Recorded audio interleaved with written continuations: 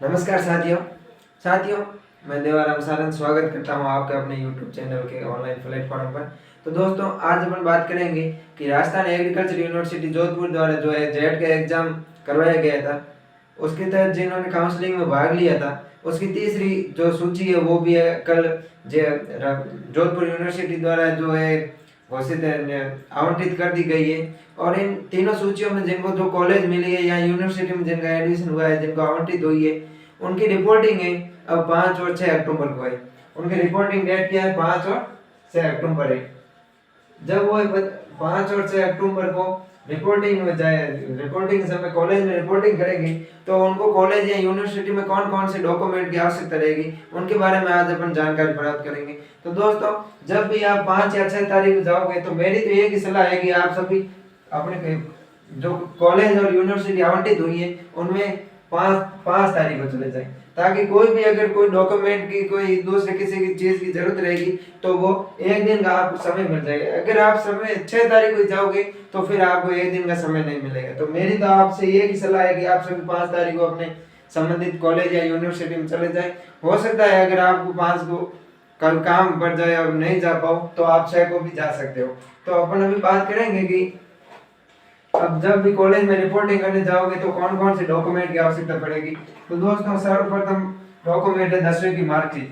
आपको सबसे पहले 10वीं की मार्कशीट साथ में ले जानी है। एक नंबर डॉक्यूमेंट है 10वीं की मार्कशीट आपको साथ में होनी चाहिए। दूसरी बात करें तो 12th की मार्कशीट होनी चाहिए। 12वीं क्लास की मार्कशीट आपके पास होनी चाहिए। उसके बाद में जाति प्रमाण पत्र होना चाहिए आपके पास। अगर आप ओबीसी, ईडब्ल्यूएस या एमबीएस इनमें से किसी भी कास्ट से तो आपका 1 वर्ष से पुराना जाति प्रमाण पत्र नहीं होना चाहिए।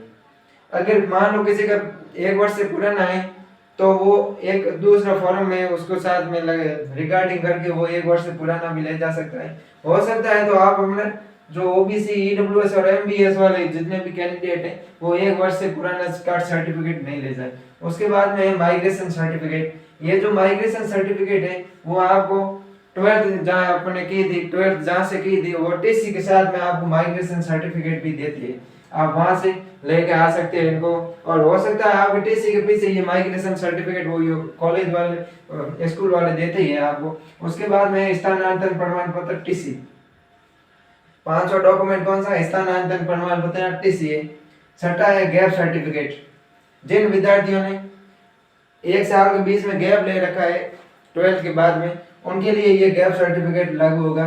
तो गैप सर्टिफिकेट के ऊपर आप 100 रुपए का स्टाम्प लगाओगे।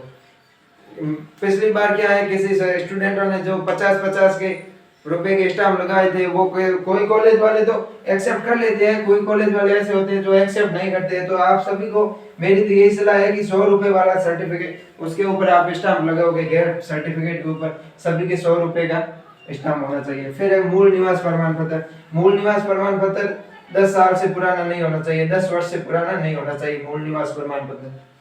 उसके बाद में आधार कार्ड। आधार कार्ड तो आपके पास सभी के पास होगा ही, मुझे पता है। फिर है रैगिंग सर्टिफिकेट। जो रैगिंग सर्टिफिकेट है वो संबंधित कॉलेज में आपको प्रोवाइड कर दिया जाएगा।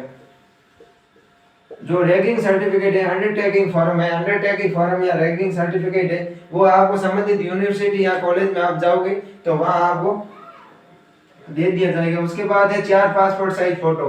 4 लेटेस्ट पासपोर्ट साइज फोटो आपके पास होने चाहिए।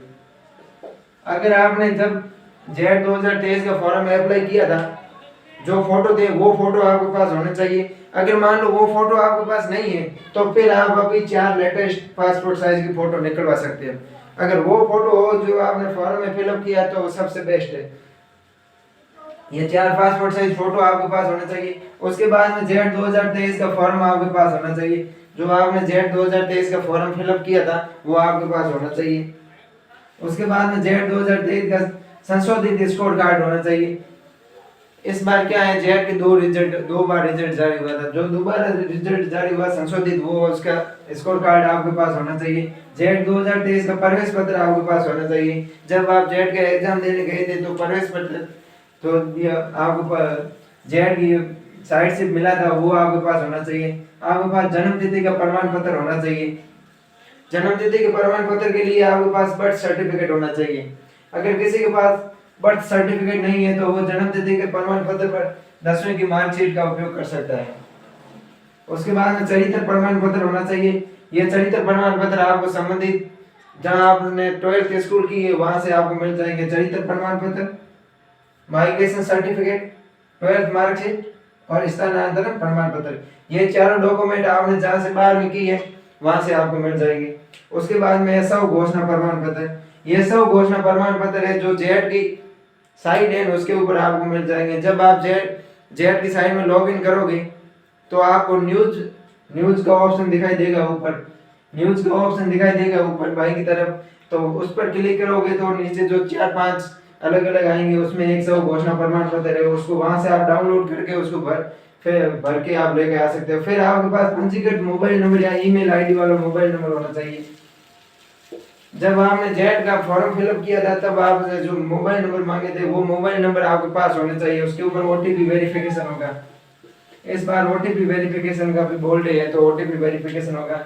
उसके बाद जो ये जेड 2023 फॉर्म, जो जेड 2023 का स्कोर कार्ड और जेड 2023 का प्रवेश पत्र, ये तीनों है आपको जेड की साइट पर अभी आपको मिल जाएगा। जब आप लॉगिन करोगे जेड की साइट पे जाके तो आपको फॉर्म भी मिल जाएगा, स्कोर कार्ड भी मिल जाएगा और प्रवेश पत्र भी मिल जाएगा।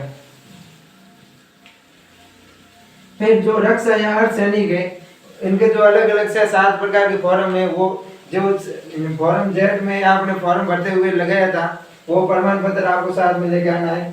और जो शारीरिक रूप से विकलांग है उनका भी प्रमाण पत्र है वो आपको साथ में लेके आना है। और जो ये सब फॉर्म है जो आपके पास जितने भी डॉक्यूमेंट है जैसे 10वीं की मार्कशीट, 12वीं की मार्कशीट, जाति प्रमाण पत्र, ये सब है, इन सब की 2 फोटो कॉपी आपके पास होनी चाहिए।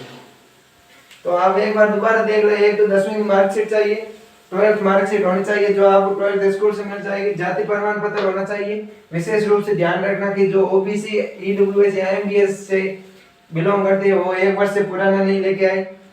फिर माइग्रेशन सर्टिफिकेट ये आपको जहां से आपने 12th स्कूल की है वहां से मिल जाएगा। स्थानांतरण प्रमाण पत्र या टीसीपी आपको वहीं से मिलेगी।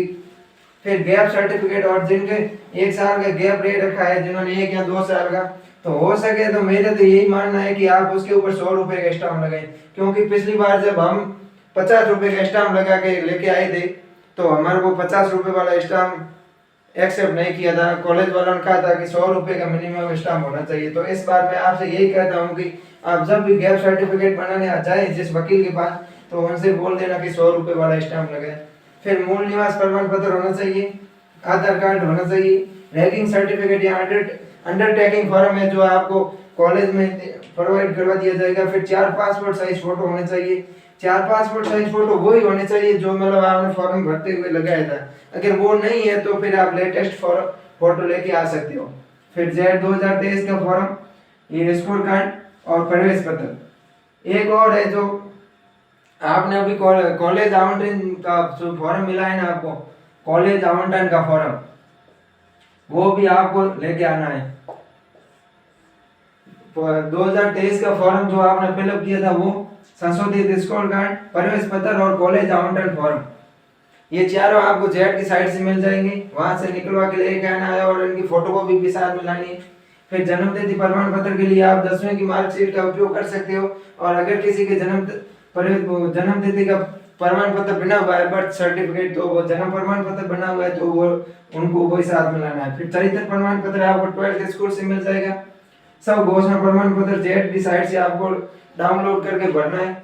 फिर पंजीकृत मोबाइल नंबर या ईमेल आईडी वाले जो आपने मोबाइल नंबर जेड का फॉर्म भरते हुए दिए थे वो आपको साथ में लेके आने मोबाइल नंबर। फिर जो ये रक्षा और विकलांग शारीरिक से संबंधित जो भी आपने जेड का फॉर्म भरते समय लगाया था प्रमाण पत्र वो साथ में लाना है। और इन सभी डॉक्यूमेंट्स के आपको 2 फोटोकॉपी साथ में लेके आनी है। 2 फोटोकॉपी सभी की आपके साथ में लेके आनी है, ये ध्यान रखना है। तो दोस्तों आशा करता हूँ कि आपको इस वीडियो की तरह सभी समझ में आ गया होगा कि कौन कौन से डॉक्यूमेंट लेके आने हैं। अगर किसी को कोई समझ में नहीं आया है तो वो कमेंट करके बता दे तो मैं उसको पर्सनली बता दूंगा। थैंक यू, धन्यवाद। ऐसी जानकारी को आगे और प्राप्त करने के लिए चैनल को सब्सक्राइब जरूर कीजिए।